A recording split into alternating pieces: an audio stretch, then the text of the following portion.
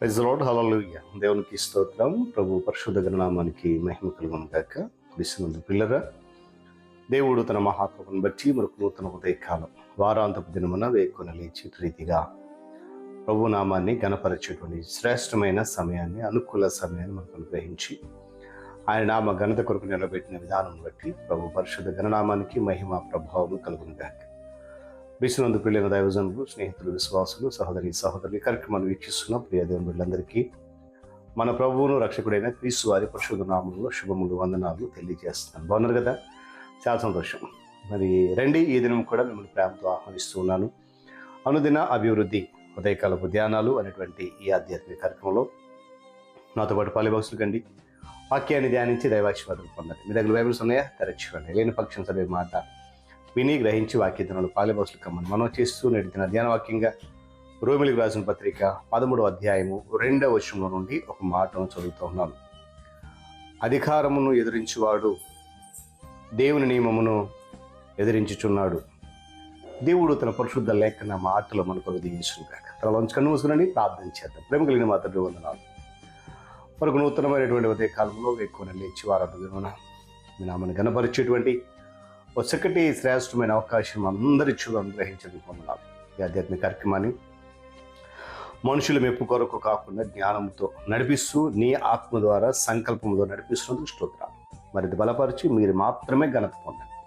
యేసుక్రీస్తు వారి పరిశుద్ధ నామములో ప్రార్థన అడుగుతున్నాను మా తండ్రి, ఆమేన్.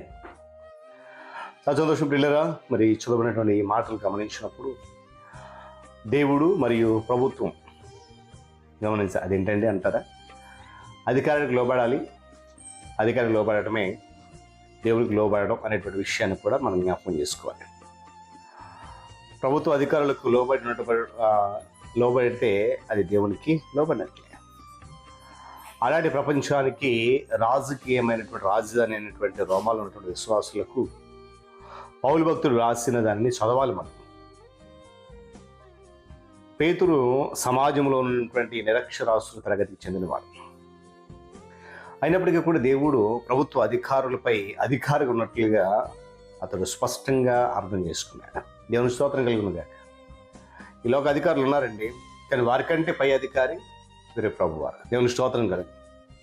అయినప్పటికీ వీళ్ళు గమనించాలి, అతడు తన మొదటి పత్రికలు రాసింది ఏంటంటే, మనుషులు నియమించు ప్రతి కట్టడానికి ప్రభు నిమిత్తమై లోబడి ఉండండి అన్నారు.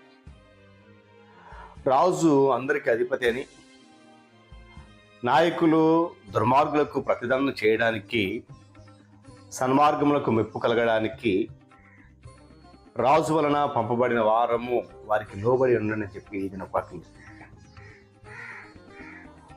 ప్రభుత్వ అధికారులకు మనము లోబడితే అది దేవునికి లోబడటం. ఆ విషయంలో మరొక ప్రక్క అని అతడు చాలా సుందరంగా వివరించాడు. దేవుడికి భయపడుడి, రాజును సన్మానించుడి. ప్రజలు గమనించిన ఉదయకాల సమయంలో క్రైస్తవులందరూ కూడా పన్నులు కట్టకుండా ఉంటారని, సుంకపు అధికారులను తప్పించుకొనమని కానీ, ఎవరికి లంచం ఇవ్వద్దు లంచం ఇయ్యమని, రహదారి నియమాలు మీరమని, పట్టణ అభివృద్ధి చట్టాలు అతిక్రమించమని తదితర నిర్ణయాలు తీసుకున్నప్పుడు మనము జీవించు ఈ ప్రపంచము ఎంత తేడాగా ఉంటుందో ఒకసారి గమనించండి. మనము లోకమునకు ఉప్పై ఉన్నామని దీని ఒక వాక్యం చెప్తుంది. మనము మన ఉప్పు సారమును పోగొట్టుకుంటే ఈ భూమి నాశనమై పనికిరానది అని ఏమండి బయట పారవేయబడు. మనము లోకమునకు వెలుగై ఉన్నాము.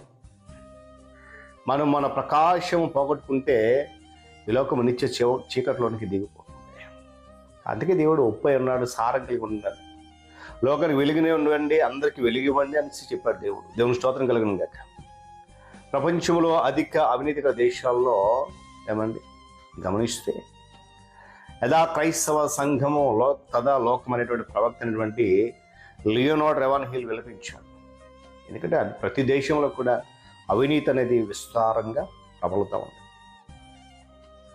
ఒక చట్టము సువార్త ప్రకటనను నిషేధిస్తే, లేదా మరొక మతమును మన మీద రుద్దితే దానికి మనం లోబడాల్సిన అవసరం లేదండి. మన నైతిక మనస్సాక్షికి విరోధమైన చట్టాలకు కూడా మనము లోబడాల్సిన అవసరము లేదు. దేవుని వాక్యము ఎవరికైతే లోబడి ఉండని చెప్తుందో దానికి మాత్రం లోబడి ఆ చట్టాలను మనము పాటిస్తూ సరిపోతుంది. దానిని మీరిన దానికి మనం లోబడాల్సిన అవసరం లేదు. ప్రభుత్వ అధికారులకు లోబడడం గురించి మనం మాట్లాడినప్పుడు మన పని స్థలములో ఉన్నటువంటి యజమానులను, ఉన్నత అధికారులను కూడా కలుపుకోవాలి. అందుకంటాడు, దాసులారా యథార్థమైన హృదయం గలవారై భయముతోను వణుకుతోను క్రీస్తు వలె శరీర విషయమై మీ యజమానులకు లోబడి లేక వారికి విధేయులు ఉండండి. మనుషులను సంతోషపెట్టినట్లు చేయనట్లు కంటికి కనబడటం కాకుండా క్రీస్తుకు దాసులు మనం ఎరిగి దేవుని చిత్తాన్ని మనపూర్వకంగా జరిగిస్తూ మనుషులకు చేసినట్లు కాకుండా ప్రభువునకు చేసినట్లే ఇష్టపూర్వకంగా మనం సేవ చేయాలి.